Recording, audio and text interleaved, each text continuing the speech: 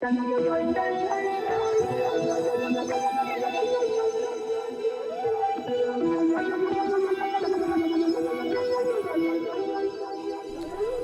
up, everybody? It's CMP with Craftmaster Productions and Studio One Tutorials.com, and today we're going to be looking at my Ableton Live template for how I use it to make hip-hop and trap tracks. So one thing that I really noticed when I bought the Ableton Live box in the store was that it was fucking heavy. I was like, what the hell's in it? And it made me so happy because this was in it. A book, a manual that you could like flip through, and it tells you how to do things. And like the thing about books is they're crazy, right? So books are these things that have pages and there's words inside. And if you look at the words and you say them out loud or you say them in your head, and you do that for every page, it makes you smarter. And then, you know, you can help people with things they're frustrated about. So, you know, I spent some time digging around in the manual. I had to figure some stuff out, but I got this to be set up the way that I like it. All right. So the way that I like to work inside of a DAW is I like to have my drums set up automatically, just have a kit loaded. Now again, before the live faithful come into the comments and they're like, yo, why aren't you using drum racks? I don't like drum racks. All right, I want every single one of my sounds to have their own track and their own fader. Like that's just how I'm comfortable seeing a DAW. There's nothing wrong with using drum racks. They're good for people who have that type of workflow, but I like to see the name of a sound and a fader, the name of a sound and a fader, the name of a sound and a fader. I got gray on my beard. I like that shit. So the way that I have it set up is I like to have my drums sent to a bus. Well, Live has this ancillary feature that isn't a bus. They're called groups. So once I had set up these different MIDI sections with, you know, you can see my drum hits in here. Once I had set up these different MIDI devices and loaded in you know, an open hi-hat, a kick, a snare, all I had to do was highlight these, right click on them, and select. Well, they're sent to a group now, but there'll be the option to send to a group. Then, you know, you just hit Control R to rename something, and I renamed it drums. Boom. Did the same thing with my VSTs. I went ahead and dragged down 2 instances of Omnisphere, 1 instance of Contact, 1 instance of UVI Workstation. The cool thing about this DAW is for some reason it's not picking up Nexus, so I don't have to, you know, deal with any Nexus sounds anymore, because that was, you know, I always had Nexus in there to write in the piano, but now I'm just gonna force myself to learn something new, which is cool. You know, getting into a new DAW and working with something else, which is awesome. And then I have these 3 audio tracks down here. That's 2 of them are labeled chant and 1 of them are labeled hit, right? So these are MIDI tracks and these are audio tracks. The way that I work is, in my tracks, I'll go and create like the sample loop and the music, go ahead and put the drums down, and then I'll have like some type of vocal sample where, like, say an EDM producer would have a crash or something like that. It's something that'll happen on the downbeat of a new section of the arrangement that's gonna let you know, hey, we're in a new section of the arrangement, or, you know, there's that down south rhythm where you have a chant on the upbeats or something like that. But typically there's 2 to 3 vocal samples and maybe a hit inside each one of my tracks. And if you guys are setting up a template and you know that there are these type of one-shot hits that you don't necessarily need to run through a sampler or run through a simpler instance, that you could that it's just easier for you, because some stuff is just easier for me to drag onto the arrange window and it be here. You create a few audio tracks and label them what it might be, and go ahead and set that to your band group. The band group is this method comes from a time when mixing was laid out on an actual physical board, and you kind of had to perform the mix. So once you got the drum balance, and then once you got the balance of the band, you could send that to a bus, and if you had to make any adjustments, you could do it with those two faders, which is something that I actually do in my mixes a lot. I'll have a drum balance, and I'll realize, like, I have a tendency when I'm working to be a lot more drum centric, and my instruments will be buried. So I like it to be able to go into the mixer view, and then boom, here's my band bus, and the cool thing is you could collapse these by clicking these arrows. So it's similar to the folders in Studio One, but this is really nice. And then just have this nice clean view of your mixer, where you want your drums turned up, you turn your drums up. You want them turned down, you turn them down. So that is something that I like. Now, something that's native to my workflow is something that I call a filter bus. And what I do is I send my drum bus and my band bus into a filter bus, and what that does for me is, if I want to put for example, like a low pass filter on automate a low pass filter on something, or if I want to put like a glitch effect on the whole track, anything where I would want to affect the entire spectrum of all the instruments and all the drums playing, and it's usually automatable effects, I have that on the filter bus. So that's what that is for. That's just a routing, so that I don't wind up putting all of those type of effects on my mix bus. Now, my mix bus, essentially, this is what most people would use as their master fader. All right, so most people I've seen work, they just put all of their mastering plugins on the master fader. And I just learned, like, back when DAWs were first becoming something that everybody was working in, and it just stuck with me. It was just like, yo, don't touch the master fader, don't put anything on it. So I just never do it. It's a habit.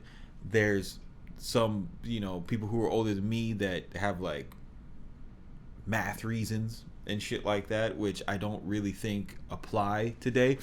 But yeah, so it's just a habit. I don't do it. Don't argue with me in the comments about this. If you don't want to make a mix bus, you don't have to make a mix bus. Now, the way that you make a bus inside of Live is different from how you would do it in a normal, or not a normal, but in most different DAWs. Most DAWs, you click somewhere and it says add bus track. In Live, there's three types of tracks. There's the return tracks, there's the MIDI tracks, and there's the audio tracks. So what you do is you create an audio track, and then you label it, whatever bus, and then you see where this says audio 2. So you can either choose to send this to your master, which is what it's originally on, or you can send it to any audio track, right? So you see how I could send this to the Chan, I could send this to the hit. You just go ahead and choose filter bus, and then to send the filter bus to the master, it's real easy. It's the same thing. You just follow the signal flow of the fader, just go ahead, send that to mix bus. And then the other thing that you want to do to make sure that you could hear everything, this was fucking driving me crazy, this is actually something that made me go back to the book, was you have to make sure that you've set the monitor to end. Because if you set it to off, and say for example you start playing a kick, you'll see you're obviously triggering your kick. It's there, we can all see it, but you can't hear anything. and that is because your Panda, your you're not set to monitor that. So now if you monitor it, it'll come in through this bus, but we're sending it to the mix bus, and the mix bus is not playing anything because you have to set that to monitor. And now you get your kicks. Another thing that I did on all of the tracks, and this is important to me. You might not think that this is a big deal, but for me, getting my gain structure correct is very important while I'm creating. I don't want to go back and do that. So Pro Tools has the trim tool. Studio One has the mix tool, and what's it called? Live has what's called utility. So what I did was I dropped the utility behind each. Well, actually, I dropped it before. This was the first thing I did, and then when I loaded my samples in, it came after, which was really cool. And I just dropped everything down, negative 12 dB, copied and pasted this into every track that I created. And what that's going to do for me is it's going to allow me to save myself headroom inside of each one of the faders, so that when it comes time to actually mix, I have way more resolution inside of these faders, because I'm not really familiar with the live faders, but they don't, just visually speaking, they don't appear to have the same resolution and throw of the Studio One faders that I'm used to. So that's why, like in Studio One, I'll go down like -7. That's why I went down -12 on this one, because I like to have the ability to really mix down in a fine capacity. The other thing that I added was these 4 return tracks. The way that you get those is if you in this little section here, if you right click and you put insert return track, you can go ahead and click on these and then add your different reverbs and delays. They have 2 that come stock. It's a reverb and a delay. I'm not fucking with stock spaces, so I got what's it called, where is this guy? How do we see him? Oh fuck, there's so much stuff I don't know how to do. How do I see that? There you go. You click the wrench. All right, boom. So I got the sexy slate reverb. My delays. I gotta have my echo boy. So I have my ping pong delay, my regular quarter note echo delay, and my signals are routed. I've got these sent to the filter bus. So I have my typical signal flow that I'm working with, and I'm feeling right now. I'm feeling extremely just very comfortable in this DAW, which is exciting. The other thing is if whenever you make your template and you want to get it all set up and you want it to open up back every time you open the DAW, you just got to go to preferences, file folder, and save current set as default, and then just click save, and it'll go ahead and save. And when you overwrite the default set. So now if I don't want to save you. Now when I open it up, I'll open up a new one, and boom, it's the same thing, pops right up. So that is very exciting for me. You got, oh wow, this is not exciting, fucker. But yeah, we'll just open it up again so you guys can see. But yeah, this is really exciting for me because one of the things when you're switching DAWs and you're getting into a workflow, you'll have your familiar workflow that you're proficient in, and you instantly try to duplicate that. And like, for example, I've tried to use FL Studio